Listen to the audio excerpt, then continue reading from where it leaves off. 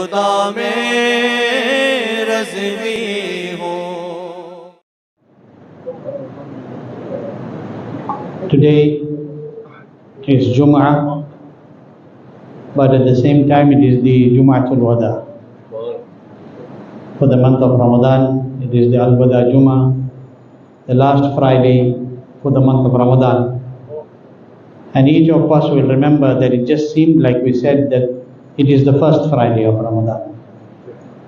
Think about how swiftly the holy month of Ramadan has passed us, and only very few days are now remaining in this Mubarak month. Today, as we look at the month of Ramadan that came to us, and we try to reconcile and we try to reflect upon the holy month of Ramadan al-Mubarak up until now, we will notice that every time that the month comes now, it passes faster than the year before. And this is from amongst the alamat of Qiyamat. This is from amongst the signs of last day, that the time will pass by very swiftly.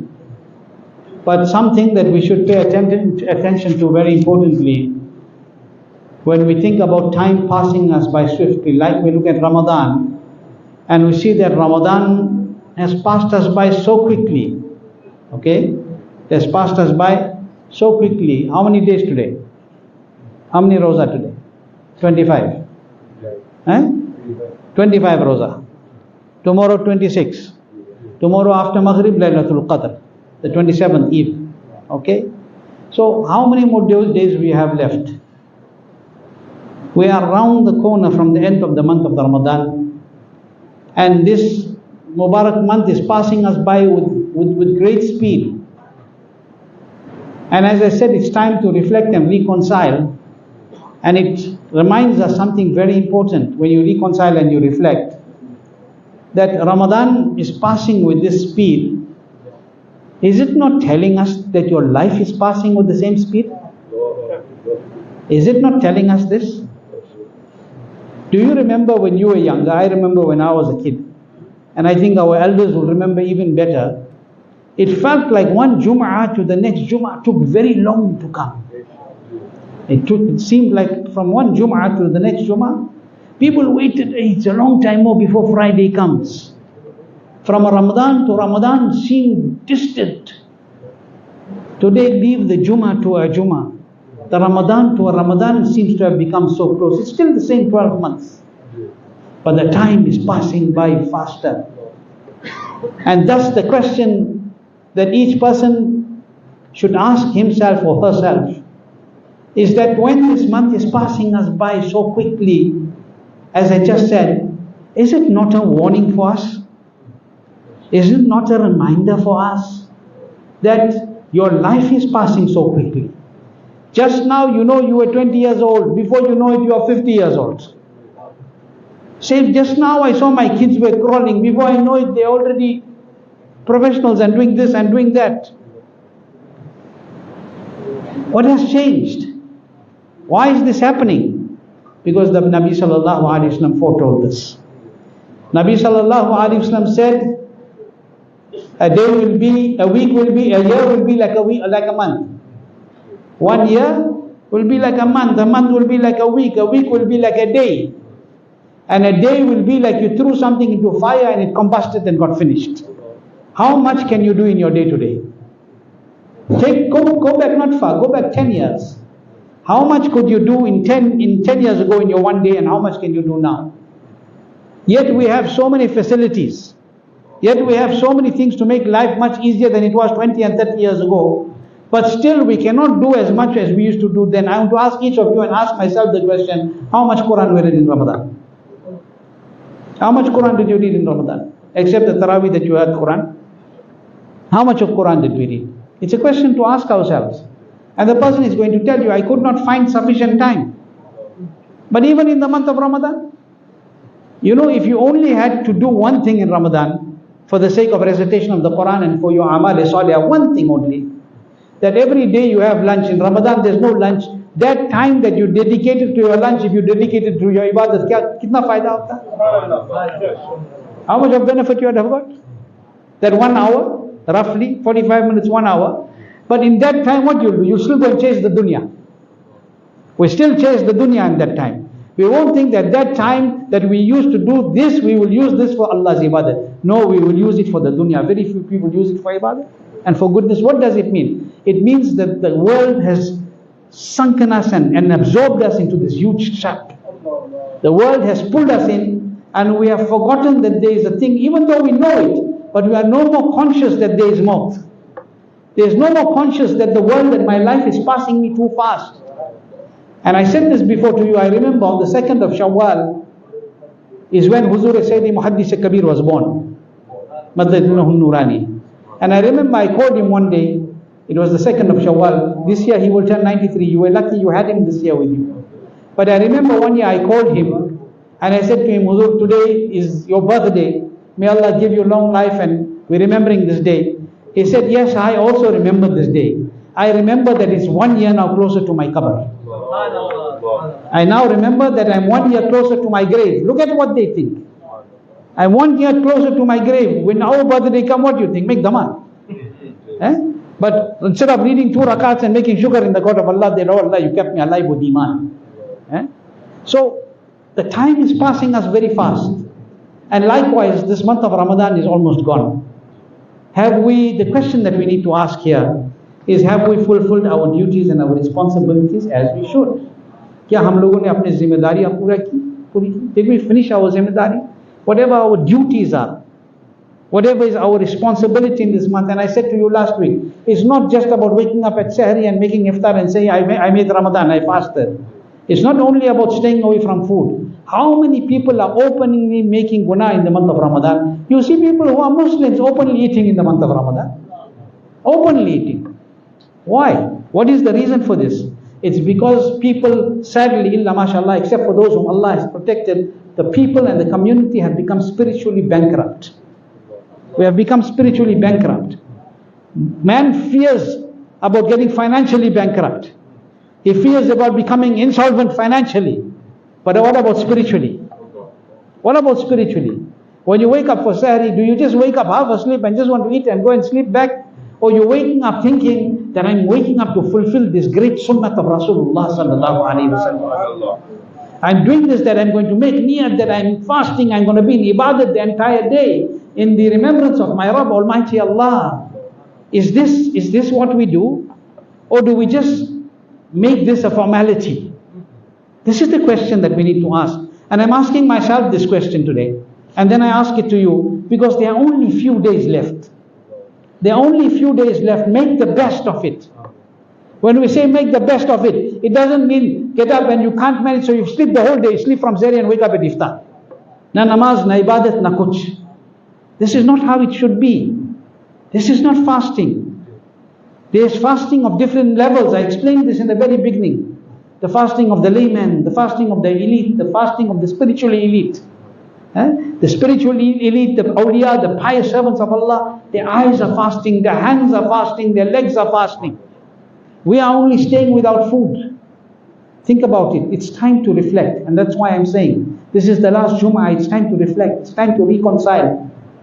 How many of us remember that we have to give our fitrah? This is the best time to do your work of charity. 70 to 700 times to 70,000 times sawab if Allah wills. And the count is only for you to understand and for me to understand. Allah has no shortage in His treasures. Allah gives as He wills. But even in this time, there are many people who find it difficult to spend for the pleasure of Allah. They find it difficult to put a morsel of food in somebody's mouth. When this happens, they say being miserly is one thing. But being miserly when it comes to that which Allah gave you, for the sake of Allah, then you need to now test your iman. It is a very critical and dangerous situation. People ask clearly, I gave zakat last year, do I have to give it this year? I gave fitrah last year, do I have to give this year? What a question. You know, it's not something that we should be asking. Okay? This fitrah is such an important thing. We don't even remember. Some people don't even remember it in the last day. Some remember after Eid. You can, the best time to give it is in the morning of the day of Eid. But you can give it before that and you can give it after that if you forgot, but not intentionally carrying on doing this. Do you know just this fitrah? Just this fitrah. And I mentioned last week and the week before, people say, how come fitrah became so expensive? 35 rand. With nafai faqih. 35 rand. Expensive? How much you go to eat out? How much do we eat out? When it's not Ramadan, how much do you pay for a burger? I'm giving you the common thing that you eat. How much the kids pay for a pizza? But it's too expensive to take out fitrah. Do you know the benefit of that fitrah? There is a hadith that is reported by Abu Dawud and Nasai that the end of Ramadan came and Abdullah ibn Abbas radiyallahu ta'ala anhuma said, pay sadaqah for your fasts. Pay sadaqah for your fast. What is the sadaqah for your fast? Your fitrah. Pay sadaqah for your fasts, for this sadaqah has been stipulated by Rasulullah sallallahu alaihi wasallam. This fitrah has been stipulated by Rasulullah sallallahu alaihi wasallam, which is 1 sa of dates or 1 sa of barley or half sa of wheat. You can't do that. Wood nafai fakir 1 kg 919.1 grams. We bring it to the nearest of 2.5 because that's what we pay for wheat flour today. So even that a person finds it difficult. Think about it. Nabi sallallahu alaihi wasallam has stipulated the benefit of this. There is a hadith in Tirmizi Sharif. Since we're talking about fitrah quickly, and I'm going to end with the discussion on fitrah today. It is in Tirmizi Sharif from Hazrat Amr ibn Shu'aib radiyallahu ta'ala an, who reported from his father, who in turn reported from his grandfather. Okay? He reported the hadith that Rasulullah sallallahu alaihi wasallam sent a person into the neighborhoods, into the neighborhood of the holy city of Makkah and said, make an announcement, Sadaqah fitr is wajib. The fitrah that you give, which you call fitrah, sadaqatul fitr, this is wajib, this is compulsory upon us. There is a hadith of Abu Dawud and Ibn Majah and Hakim have reported from Ibn Abbas radiallahu ta'ala anhu that Rasulullah sallallahu alayhi wasallam stipulated the sadaqatul fitr, the fitrah, so that the fast may be, so that your roza, your fast may be purified from shamelessness and vulgar utterances, and so that the needy may be fed. Okay, so why it was there? Why this fitrah is there? Why it has been stipulated, made compulsory? So it purifies your fast. You don't know while you were fasting you said something vulgar, you said something obscene, you said something that you shouldn't have said. Now one is saying something that you shouldn't have said and being vulgar, but some people have become so used to being vulgar, it's become part of their dictionary, that they can't even speak without this. This is destructive for you in the dunya, and it is destructive for you in your qabr also. And it is destructive for you in the akhirat also. And inshallah, when time permits one Jummah, we will discuss this thing about speaking in a vulgar manner. You know, even the younger generation today, they think that this is some way to show your status. You know, how Hafiz Sharif said, to be cool. Not cool. Yeah, you will be cool. In your qabr, you will be very hot. In the azab. Think about the hereafter. Don't think about the dunya. Okay? Nabi sallallahu alaihi wasallam gave us this fitrah, beautiful thing, to purify your fast, and so that you can feed the needy. There is another narration. I'm giving you a few narrations today. There's another narration. Dailmi, Khatib, and Ibn Asakir. They reported from Hazrat Sayyidina Anas radiyallahu ta'ala that Rasulullah sallallahu alaihi wasallam said, the fast of a servant remains suspended between the skies and the earth. The fast, the roza of a banda, remains suspended between the skies and the earth until he does not discharge his sadaqatul fitr. So no barakat of it, no acceptance of it. The means of the acceptance of the fast is the sadaqatul fitr. So how important the sadaqatul fitr is? So please make the attempt to start getting ready. If you've not started taking it out yet, take it out. And you must remember that when it comes to the sadaqah fitr, although you have your entire life to discharge it, but the morning of the Eid is afzal. But any time in Ramadan you can discharge it, it's more sawab. The very important thing you must understand about sadaqatul fitr is that you are yourself responsible for it. As an adult, say an adult, you are responsible for your own fitrah, Your wife is responsible for her own fitrah unless she authorizes you to pay it. Take her permission when you want to pay it. And if she's paying for you, you must authorize her to pay it. And you are responsible for the fitrah of your nabaligh children. Even if your child is 1 day old and just born, you have to give fitrah for that child. Okay? And the children that are baligh, they are responsible for their own fitrah. I'm telling you one simple method for you, one recipe. When your children become baligh, since we're talking about the fitrah, that the baligh is responsible for his own fitrah. When your children become baligh, and they have their own savings, and they have their own money, they are responsible for their own zakat. They are responsible for their own fitrah, not you. Unless they authorize you to do it, or you do it on their behalf with their authorization. Otherwise, they are responsible, and make them take it out of their own money. And this is a lesson we need to teach. Your children have money, Qurbani time comes, you doing all their Qurbanis, let them do it from their own money.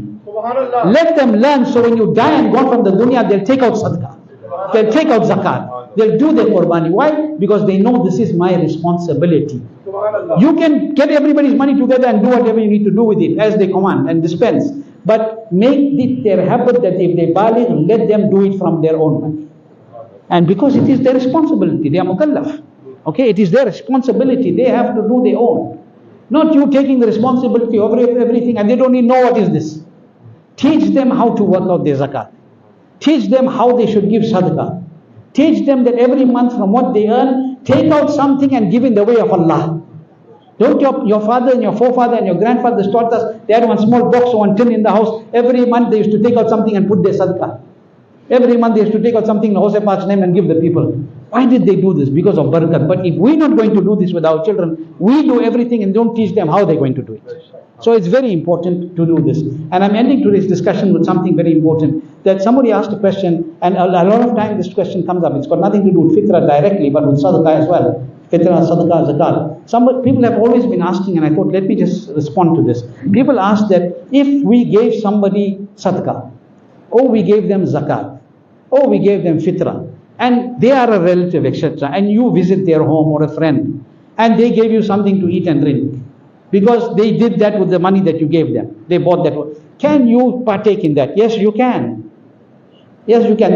People say it's haram to eat because they take sadaqah or they take zakat. There's no such thing. The moment you give them, it has been discharged. It has been discharged. After that, it's no more sadaqah or zakat. It has been discharged, and the evidence for this is a hadith which is in Bukhari, in Muslim, in Mishkat, etc. There is a hadith that once the beloved Rasul sallallahu alaihi wasallam came to his Mubarak home, and when he went to his Mubarak home, there was food that is being prepared. There was something that was being cooked on the fire, something being boiled. But at that time, there was nothing else in the home of Rasulullah sallallahu alaihi wasallam. So Rasulullah sallallahu alaihi wasallam was told that the only thing that we have is this meat. But Ya Rasulullah sallallahu alaihi wasallam, this is belonging to Barira. She was the female servant, the slave that was in that time permissible of Hazrat Aisha Siddiqa radiallahu ta'ala. She was the female servant in the home. So somebody had given her this meat, Barira, this meat. So Ya Rasulullah, this is sadaqah that came for Barira. Ya Rasulullah, so you do not eat sadaqah, so how are we going to give you this? Rasulullah sallallahu alayhi wasallam said, alayha sadaqah. For her it is sadaqah, but for us it is hadiyah. Because it's discharged already. So this is proven from the hadith of Rasulullah sallallahu alayhi wasallam. Don't look down on somebody because that is their condition. Islam does not teach us this. Okay? So keep this in mind. I just discussed this because it's something that's come up a whole lot in the last week or two. So may Allah give us the tawfiq to value the days that are left. May we take the barakat of this holy month of Ramadan al-Mubarak. May Allah subhanahu wa ta'ala give us the tawfiq that those of us that have not even picked up our Quran as yet, to pick up the Quran and start reciting at least for the next few days as much as you can recite. And don't say that I don't know how to read Quran. If you don't know, you're supposed to have learned. I'm being very critical about this positively. And if you haven't been able to learn, pick up the Quran and look at the harf with love. Pick up the Quran and run your finger on the lines of the Quran, you will get the sawab of reciting the Holy Quran. Do it at least. At least do it. At least do it. It's very important that we do these things. Take out your sadaqah, take out your fitrah, give your zakat, do all the good things. And as I said to you before, when you do amal salihah, what did the beloved Nabi sallallahu alaihi wasallam say? The best thing that a man can do for his deceased parents is when he does for himself, he should do for them also. He should do for them also. So if your parents have left the dunya, make sure you do some isala sawab for them in the month of Ramadan Mubarak also. Give some sadaqah in their name also. Allah Ta'ala will give you barakat in your rizq. Allah keep us with iman. Let us leave this world with iman. Those who are ill in our community, Allah grant them shifa, kamil, sehat, ajil. Those who have passed away in Ahl Sunnah, Allah exalt them in Jannat Naeem. Our Yunus Bhai has been having problem with his eye. I believe he's gone for an operation. May Allah make it successful and Allah Ta'ala keep his vision salamat. Afzal Bhai also Inayatullah is not well. Allah Ta'ala give him shifa as well. All others that are unwell, Allah grant them shifa, kamil, sehat, ajil. Those that are going through any calamity and difficulty, Allah remove them from the calamity and difficulty. And as we say every week and make it your habit to do it every day, do not forget the Muslims of Palestine. Do not forget the Muslims of Palestine. When you sit to make iftar and all those delicacies on your table, think of those who do not even have this. Think of those that are being bombarded while they are reading salah, while they are keeping fasting. Think of that and make shukr for whatever Allah Ta'ala has given us. Make shukr and learn sabr from them. Learn how to make sabr from them and learn a lesson. Somebody asked me this week, कि कुफ़ार के साथ और यहूदियों के साथ to make friends with them, how is it? I said, after that you still want to make dosti. How is it to make friends? You still want to make friends after all this? When the Quran says they are not your friends. Yeah? Understand, there's a difference between association and friendship. There's a vast difference. Okay, you have associates because of your business or whatever, keep it as that. But dosti is only with the believers, and that too Sunni Sahihul Aqidah. Not with bad madhabs and anybody else. Allah give us a tawfiq to understand. Allah give barakat in all our rizqs. And may Allah subhanahu wa ta'ala, those of our parents who are alive, Allah give them long life. Those who have passed away, Allah exalt them in Jannah. Those that are going through difficulty, Allah remove them from difficulty. Assalamu alaikum wa rahmatullahi wa barakatuh.